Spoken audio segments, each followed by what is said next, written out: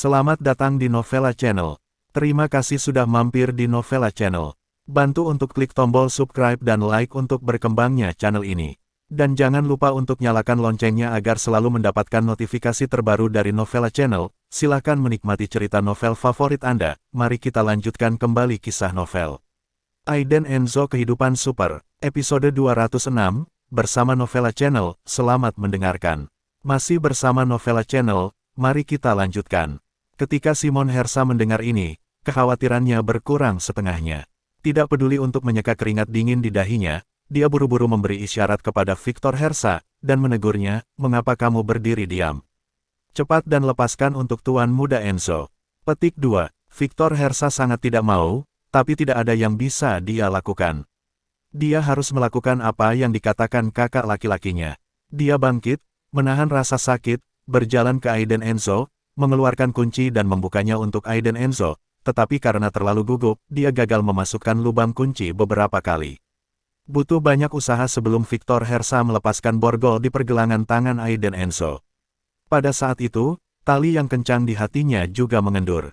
Jadi, mungkin sudah berakhir.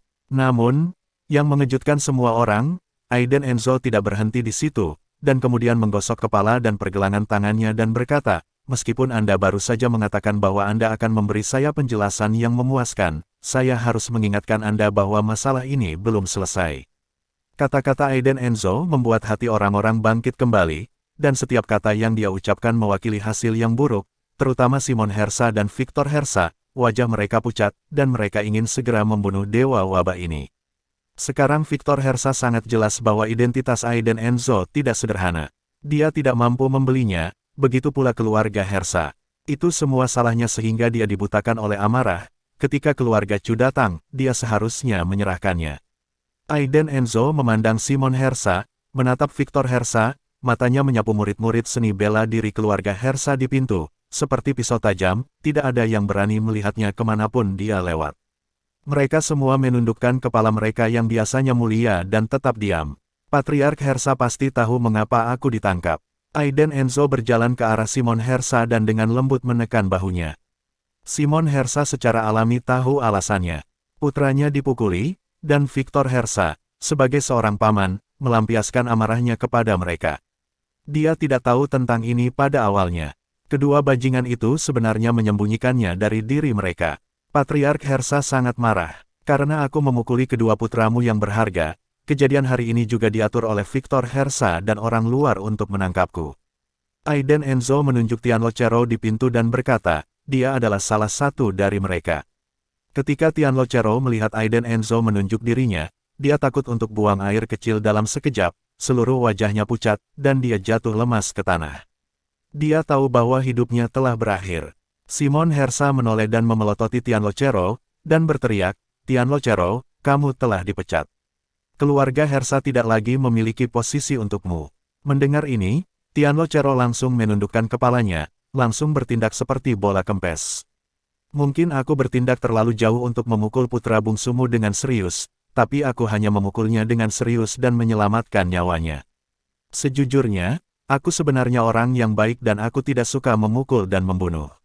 Aiden Enzo dengan ringan mengetuk dada Simon Hersa dengan jarinya, dan menoleh untuk menatap Victor Hersa dengan dingin. Simon Hersa sedikit bingung sekarang, mengapa? Aiden Enzo mengatakan ini pada dirinya, apakah hanya untuk berpura-pura?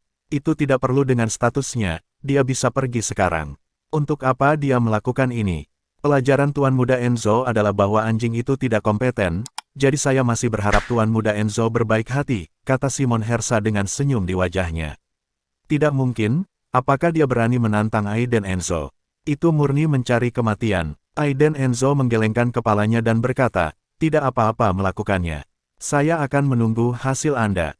Apakah keluarga Hersa dapat bertahan atau tidak tergantung pada Anda. Kalimat ini mengungkapkan informasi yang sangat penting.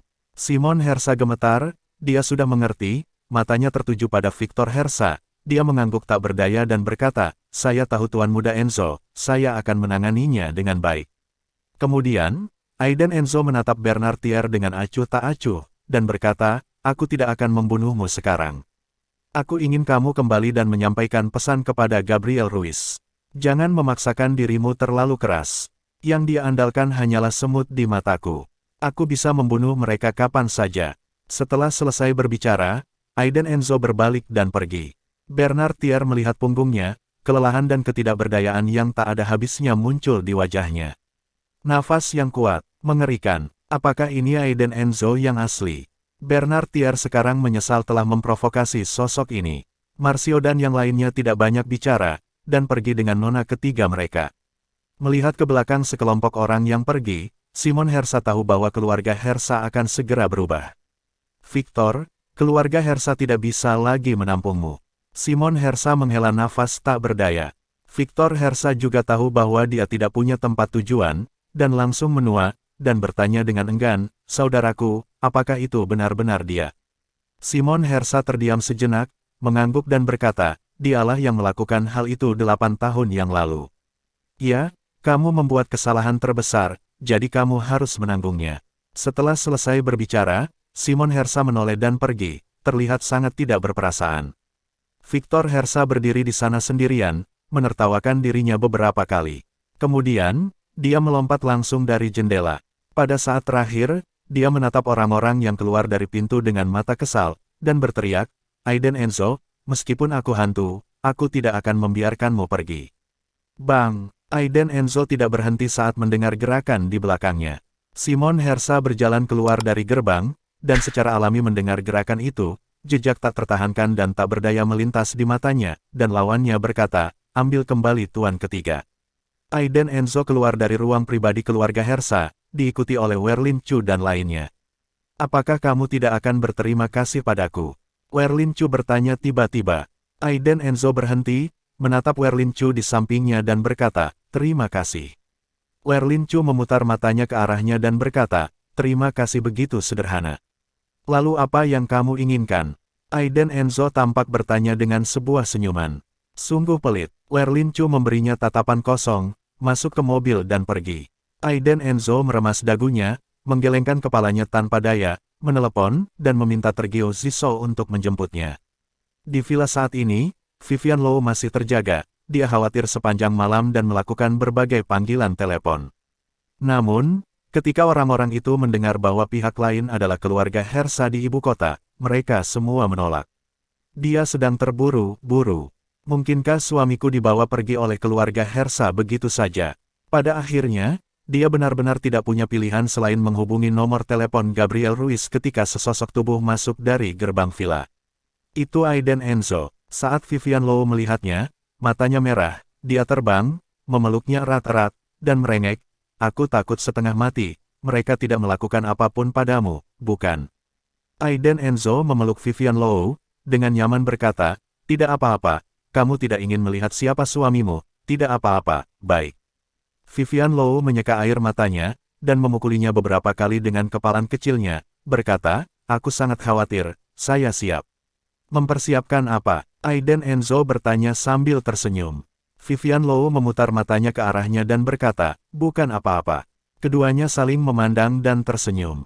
Di malam hari, Vivian Low banyak bertanya, seperti mengapa Aiden Enzo kembali, tapi dia menutupinya dengan sangat baik. Keesokan paginya, Vivian Low tinggal di villa untuk memulihkan diri, sementara Aiden Enzo keluar untuk melakukan beberapa tugas, dan dia tidak kembali sampai sore hari. Begitu dia memasuki pintu, dia melihat Geraldine Sol yang licik menuruni tangga. Melihat kembalinya Aiden Enzo yang tiba-tiba, Geraldine Sol juga terkejut.